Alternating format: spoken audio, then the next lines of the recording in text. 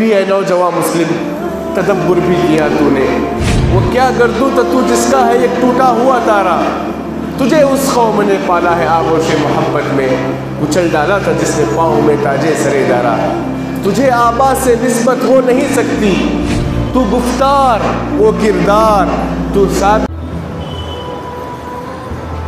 وقال النبی صلی اللہ علیہ وسلم انما بعثت معلما،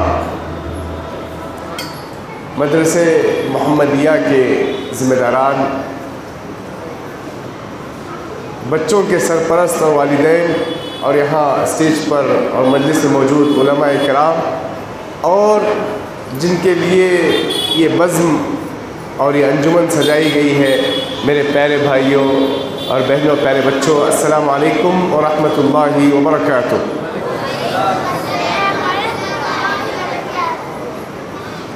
میرے لیے بہت ہی زیادہ خوشی کے لمحات ہیں کہ میں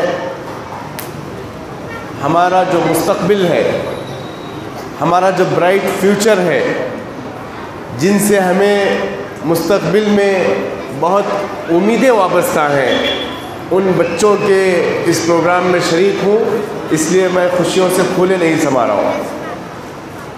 حقیقت میں آج کے بچے کل کا مستقبل ہے، تو ان بچوں کو جس چیز سے ہمیں مسلح کرنا ہے، تیار رکھنا ہے، وہ ہے علم کی نعمت سے، علم کی زینت سے۔ آپ سب کو پتہ ہے کہ تعلیم کی کتنی اہمیت ہے۔ اللہ تعالیٰ اہل ایمان اور اہل علم کے درجات کو بلند فرماتے ہیں۔ ایک مقام پر اللہ تعالیٰ فرماتے ہیں کہ جو لوگ تمہیں جانتے ہیں اور جو لوگ نہیں جانتے، یہ لوگ برابر نہیں ہو سکتے۔ اہل علم کے طبقے کی خصوصی اہمیت ہے۔ اور جو میں نے آیت پڑھی اس میں بھی یہ بتلایا گیا کہ اللہ رب العالمین کی جانب سے پوری کائنات انسانیت کے لیے جو سب سے پہلا پیغام دیا گیا وہ کیا ہے؟ اقرا۔ کیا ہے؟ اقرا، پڑھنے کا حکم دیا گیا، تعلیم حاصل کرنے کا حکم دیا گیا۔ آدم علیہ السلام جو مسجود ملائکہ ہوئے، جو فرشتوں کے سامنے ان کو معزز و مکرم کیا گیا، اشرف المخلوقات جو کہلائے، اس کا ریزن کیا ہے؟ علم۔ وعلم آدم الاسماء كلها، علم کی وجہ سے آدم علیہ السلام کو فوقیت ملی۔ سلیمان علیہ السلام کو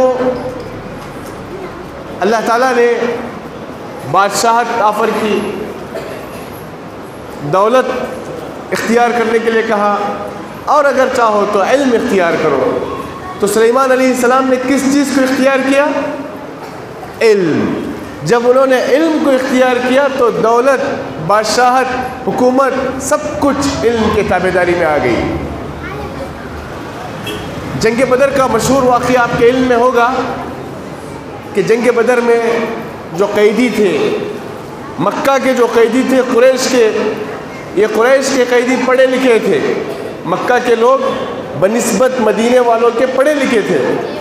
تو آپ صلی اللہ علیہ وسلم نے اہل مکہ کے جو قیدی تھے، نان مسلم قیدی، ان قیدیوں کا جرمانہ یہ لگایا کہ تم اہل مدینہ یا انصار کے وہ بچے جو لکھنا پڑھنا نہیں جانتے ہیں، ان بچوں کو لکھنا پڑھنا سکھا دو، یہی تمہارا جرمانہ ہے۔ تو وہ نان مسلم ہونے کے باوجود ان کے علم سے اللہ کے رسول صلی اللہ علیہ وسلم نے فائدہ اٹھایا۔ اور دیکھیے، علم اور مال کا فرق آپ جانتے ہیں۔ مال کس کی میراث ہے؟ بادشاہوں کی میراث ہے۔ علم کس کی میراث ہے؟ انبیاء علیہ السلام کی میراث ہے۔ مال اللہ تعالیٰ کافر، مشرک، مومن، نیک و فاجر سب کو عطا کرتے ہیں، لیکن صحیح علم اللہ کس کو عطا کرتے ہیں؟ صرف مومن کو عطا کرتے ہیں۔ اور مالدار کو خود مال کی حفاظت کرنی پڑتی ہے، اور علم صاحب علم کی حفاظت کرتی ہے۔ اگر ایک انسان مر جاتا ہے، ایک مالدار جب مر جاتا ہے تو اس کا جو مال ہے بس دنیاوی زندگی میں اسے فائدہ پہنچائے گا، الا ہے کہ صدقہ جاریہ ہو، لیکن علم جو ہے قبر میں جانے کے بعد بھی انسان کو فائدہ پہنچاتی ہے۔ مال اس کے محتاج کون ہوتے ہیں؟ مالدار کے محتاج کون ہوتے ہیں؟ غریب، فقیر، مسکین لوگ، لیکن علماء کے محتاج کون ہوتے ہیں؟ وقت کا بادشاہ بھی علماء کا محتاج ہوتا ہے۔ تو عزیزو، جب تک ہم لوگ علم کے میدان میں آگے تھے، پیشوا تھے، اس دنیا کی لیڈنگ ہم نے کی۔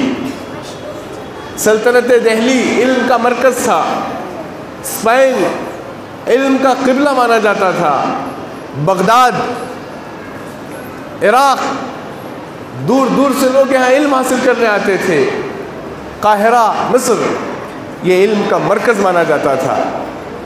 لیکن جب ہم نے علم کو ویلیو نہیں دی، علم کو اہمیت نہیں دی، تو ہماری اوقات نہیں رہی کہ ہم مد مقابل والے اقوام کی آنکھوں میں آنکھیں ڈال کے بات کریں۔ علامہ اقبال کے وہ مشہور اشعار یاد ہوں گے، جب انہوں نے اسپین میں لائبریری کا وہ حصہ جہاں پر اسلامی کتابیں اور مسلمانوں کی تاریخ سے متعلق کتابیں ایک جا رکھی گئی تھی، اس علمی خزانے کو دیکھ کر کہا تھا، کبھی اے نوجوان مسلم تدبر بھی کیا تو نے، وہ کیا گردوں تو جس کا ہے ایک ٹوٹا ہوا تارا، تجھے اس قوم نے پالا ہے آغوش محبت میں، کچل ڈالا تھا جس نے پاؤں میں تاجے سرے دارا، تجھے آبا سے نسبت ہو نہیں سکتی، تو گفتار وہ کردار، تو ثابت وہ سیارہ، مگر وہ علم کے موتی کتابیں اپنے آبا کی، جو دیکھے ان کو یورپ میں تو دل ہوتا ہے سہپارا، گنوا دی ہم نے جو اسلاف سے میراث پائی تھی، سریا سے زمین پر آسمان نے ہم کو دے مارا۔ تو اس سے آپ کو اندازہ ہو گیا ہوگا کہ علم کی کس قدر اہمیت ہے۔ یقین مانے ہماری ترقی، ملک کی تعمیر اور ترقی علم ہی پر مبنی ہے۔ اگر ہم علم میں پختہ رہیں گے تو ایک اچھے ملک کے واسی بن کے رہ سکتے ہیں، اور اگر ہم علم حاصل کر رہے ہیں تو سمجھیے اس ملک میں امن پھیلانے والے بھی ہم ہی کہلائیں گے۔ یہ وقت کوئی تفصیلی خطاب کا نہیں ہے، بس سمجھیے ابتدائی کلمات یا مقدمہ یا تمہید کہہ لیجئے، یہ کہہ کر میں رخصت ہونا چاہتا ہوں۔ گزارش ہے کہ ہمارے بچوں کی صلاحیتوں کو سمجھیں۔ ہم میں سے یہ جتنے بھی بچے ہیں، ہمارے جتنے بھی بچے ہیں، یہ ان کٹ ڈائمنڈ پیس ہیں، ان کٹ ڈائمنڈ پیس ہیں، انہیں بس تھوڑا سا شیپ دینے کی ضرورت ہے، تھوڑا سا شیپ دینے کی ضرورت ہے، تھوڑی سی توجہ دینے کی ضرورت ہے۔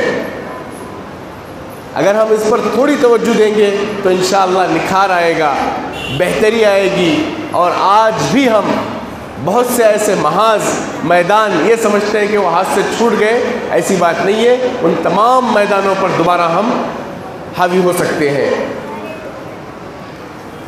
ایک بڑا پیارا شعر ہے، ایک پتھر کی بھی تقدیر سنور سکتی ہے، ایک پتھر کی بھی تقدیر سنور سکتی ہے، شرط یہ ہے کہ سلیقے سے تراشا جائے۔ تو اس طرح ان بچوں کو نکھارنا، سنوارنا، ان کو بنانا، ان کی زندگی کا فالو اپ کرنا، والدین کو چاہیے، اساتذہ کو چاہیے انہیں وقت دیں، ان کے احساسات کو سنیں، ان کے جذبات اور میلانات کو سنیں، انشاءاللہ پھر ایک روشن مستقبل کی ہمیں امید ہے۔ انہی کچھ مختصر کلمات پہ اپنے خطاب کو ختم کرتے ہوئے اللہ کے شکر کے بعد مدرسہ ہادہ کے ذمہ داران کا بھی شکر گزار ہوں جنہوں نے یہ موقع فراہم کیا، خصوصاً شیخ عادل اور فاروق صاحب جنہوں نے موقع فراہم کیا۔ فجزاکم اللہ خیراً و شکراً۔ السلام علیکم ورحمۃ اللہ وبرکاتہ۔